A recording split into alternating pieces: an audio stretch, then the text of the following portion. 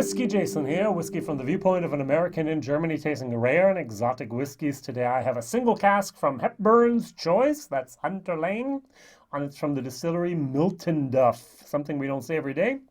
This was distilled 2009, it was bottled 2020, so it's 11 years old, yay. It's a single barrel, it was a bourbon barrel, 257 bottles, 46%.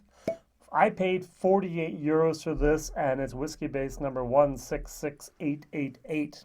Now, I bought a total of 7 different Hepburn's Choices. Now, I bought them because I wanted to do a blind tasting. Not vertical, just blind.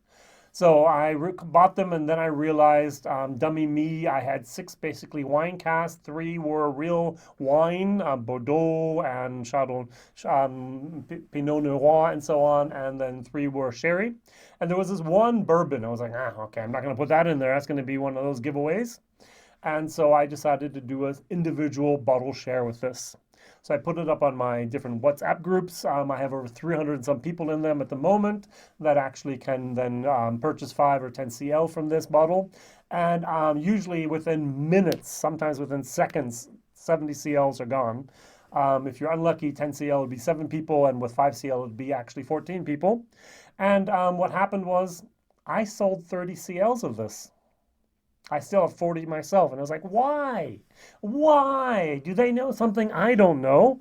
And then I went online to whiskey base 166888. 0 reviews of this whiskey so far. No one has even added a score, nothing. So this is a totally unknown bottle, more or less. And yet my crowd of 300 plus people basically voted no. Now let's see if they're smarter than me or if I'm dumber than them.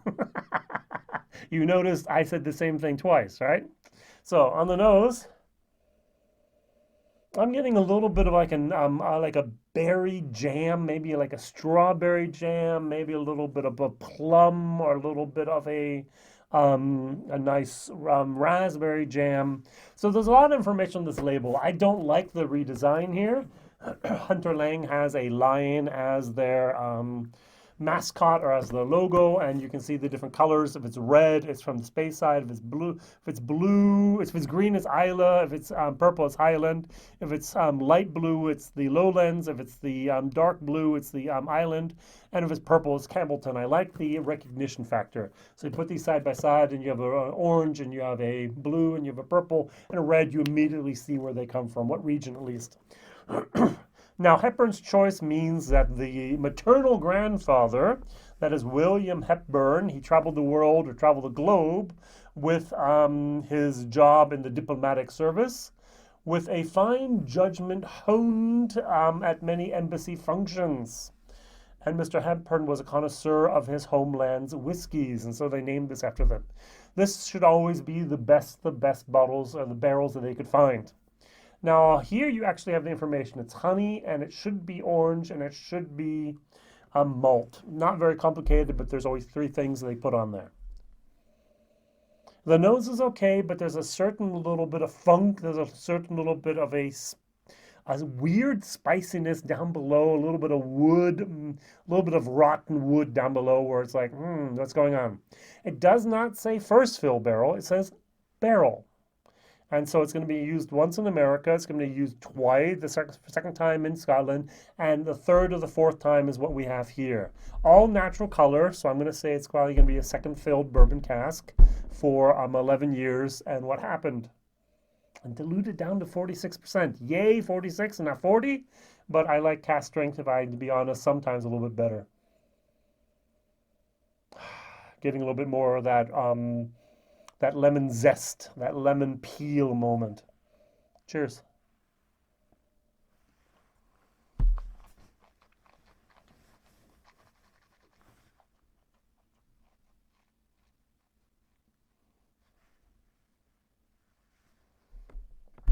Wow. Wow. A lot of funk, a lot of yuckiness at the end. There's a sweetness and there's a woodiness that's almost like you'd scrape the barrel on the dunnage floor, and you put a little bit of into the distillate here. Yeah. Grassy yeastiness, a little bit of a tartiness. Blah, not mine at all. Now, at the beginning, I thought it was just me. I was like, come on.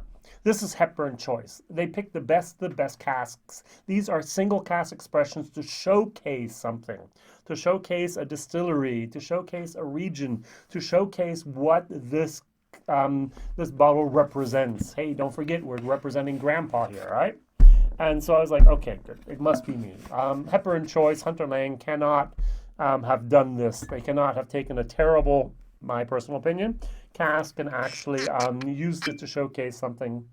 And so I was like, all right, good, no problem. I'm just going to take out my Oban here. I know it's Diageo. This is Chevis Brothers. This is Pernod Ricard. And so, nice.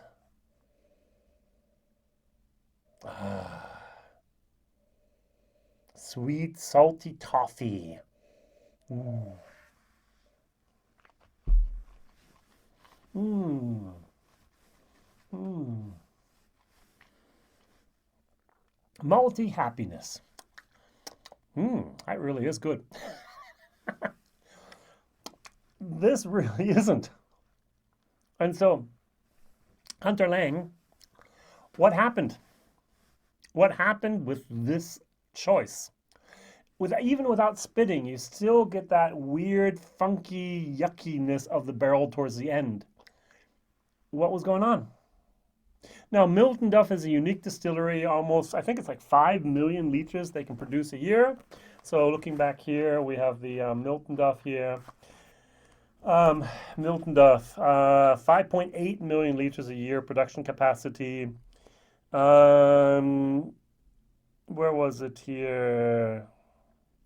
1936, Thomas Yole and Co. It was actually founded 1824, I'm sorry. They sold it about 100 years later, 1963, to someone we may know from Canada. Hiram, Walker, Gooderham, and Worts.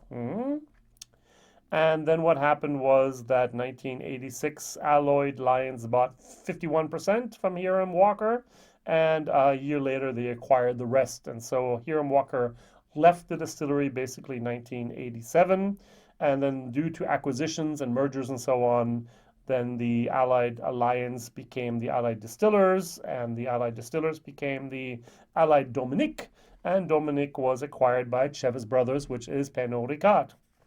And so, ta-da, that's what that is. Now, the thing about Miltonduff is that when they have the pot stills, you have your line arm. You usually have a line arm that's basically perpendicular.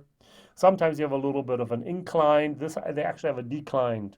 So when you actually heat up the vapors of the alcohol, as soon as it makes it up over the little neck there, they're just going to flow down. There's very, very little reflux. And so this is a somewhat more of a robust, a little bit more of a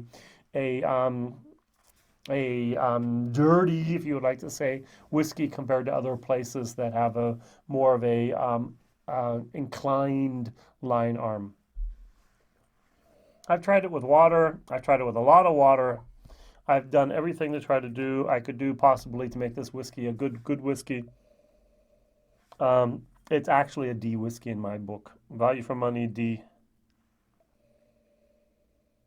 The nose isn't that bad.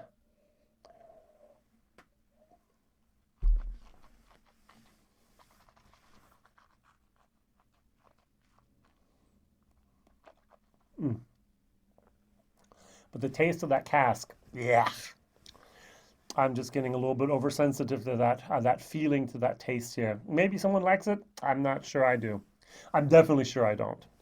All right, so D in my book, D minus for value for money. Oh, what a shame, which means my fans were much smarter than me. They didn't buy it. They avoided this whiskey. And so, hey, that's the thing that I'm very, very proud of, that they are smarter than me. So my question of the day is, have you ever had any independent expressions from Miltonduff, and how was your experience with it? And if not, what has been a disappointment for you in recent years? This is basically the disappointment of the month. I had high hopes, and I was like, oh yeah, showcase bourbon barrel, yeah, single malt, yeah, 11 years, wonderful. All right, everything's gonna be good, and yeah, not my cup of tea. Thank you very much for watching.